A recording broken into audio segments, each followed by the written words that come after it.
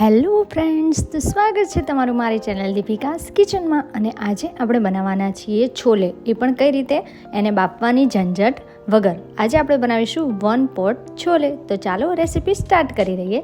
તો અહીંયા 7 થી 8 કલાક પલાળેલા કાબુલી ચણા લઈ લીધા છે અને એને કુકરમાં આપણે એડ કરી એમાં સ્વાદ પ્રમાણે મીઠું, પછી બધા ખડા મસાલામાં મેં અહીંયા તમાલપત્ર, બાદિયા અને આપણે તજનો ટુકડો લઈ લીધો છે. હવે આપણે એક પોટલી રેડી કરવાની છે. જે છોલે જે આપણે બહાર ખાતા હોઈએ છીએ એમાં જે કલર અને ટેસ્ટ છે એ આના લીધે આવે છે.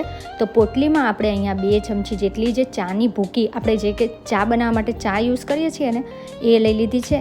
એમાં આપણે નાની ઇલાયચી, મોટી ઇલાયચી, લવિંગ અને મરિયા એડ કરી લીધા છે. હવે આ પોટલીને આપણે બાંધી દઈશું, જેના લીધે શું થશે કે ટેસ્ટ એકદમ અલગ જ આવવાનો છે. અને જે બધાને એમ કહે છે ને કે લવિંગ કે મરી છે એ ખાવામાં આવે છે, એ હવે નહીં આવે.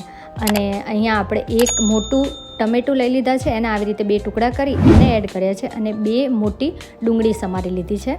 હવે એમાં આપણે આદું અને લસણ છે એને ખમણી અને એ એડ કરી લેવાનું છે. 1 પોટ છોલે છે એટલે અલગથી છોલે બાફવાની કે અલગથી કોઈ ગ્રેવી કરવાની પણ ઝંઝટ નથી. હવે આપણે અહીંયા જે ચણા બાફવા માટે જેટલું પાણી જોઈએ છે એટલું પાણી એડ કરી લઈશું.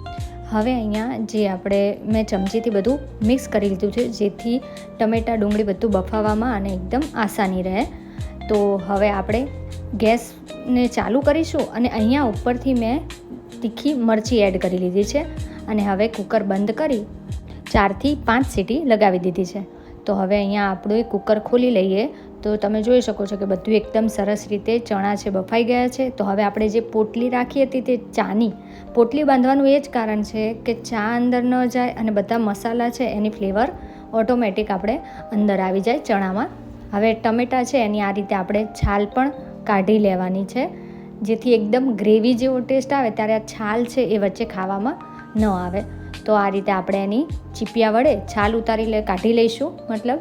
અને જે તમાલપત્ર, બાદિયા, તજની લાકડી આપણે રહેવા દઈશું, પણ જે તમાલપત્ર છે અને બાદિયા છે એને કાઢી અને હવે આ રીતે આપણે ચમચાની મદદથી એને મિક્સ કરી લઈશું અને આ રીતે દબાવતા જઈશું, જેથી જે ચણા છે એમાં એકદમ જ્યારે આપણે ઉકાળીએ ચણા અને ત્યારે એમાં જે ઘાટો રસો થાય છે ગ્રેવી જેવો, એ આપણા આ ચણા ભાંગીશું એના લીધે થઈ જશે.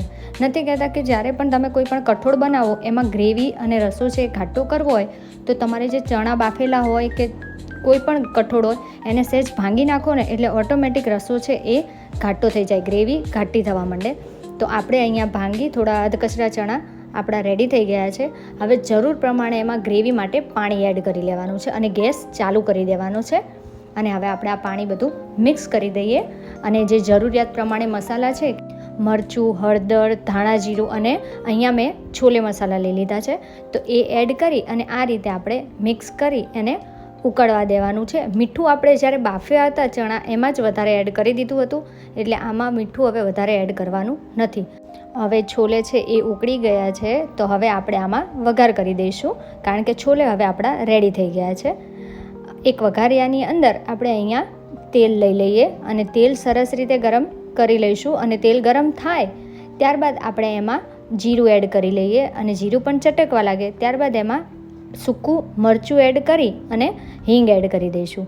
અને હિંગ અને મરચું છે સહેજ ગરમ થઈ જાય ત્યારબાદ આપણે એમાં કાશ્મીરી મરચું એડ કરીશું. અને જ્યારે પણ મરચું એડ કરો ત્યારે ગેસ હંમેશા બંધ રાખવાનો છે.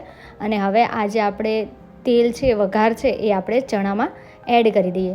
તો રેડી છે આપણા છોલે ચણા, 1 પોટ છોલે. અને બાફવાની પણ ઝંઝટ નથી અને છે ને એકદમ ઇઝી અને ફટાફટ પણ બની જાય. ઓલું એ તો શું થાય છે કે આપણે સાઈડમાં ગ્રેવી પણ બનાવવી પડે અને આ બાજુ ચણા પણ બનાવવા પડે, પરંતુ આ એક જ કુકરમાં વાસણ પણ વધારે નહીં બગડે અને એક જ કુકરમાં આપણા ચણા રેડી થઈ જશે. તો ઉપરથી કોથમીર એડ કરી અને હવે આપણે એને મિક્સ કરી લઈએ. તો રેડી થઈ ગયા છે. ગ્રેવી તો તમે જુઓ, ગ્રેવી કેટલી સુપર બની છે ને. તો આ જ રીત છે કે આપણા ચણા એકદમ રેડી છે. હવે એને સર્વ કરી લઈએ. તો અહીંયા મેં જોડે ભટુરે બનાવ્યા છે. ભટુરેની રેસીપી ઓલરેડી મેં મૂકેલી જ છે મારા ચેનલ ઉપર. હવે તમને હું ચણા પણ બતાવી દઉં કે કઈ રીતે આપણા ચણા છે પરફેક્ટલી કૂક થઈ ગયા છે. તો ભટુરેમાં આ રીતે ચણા લઈ અને હવે આપણે એન્જોય કરીએ. તો રેસીપી ગમી હોય તો લાઈક જરૂરથી કરજો.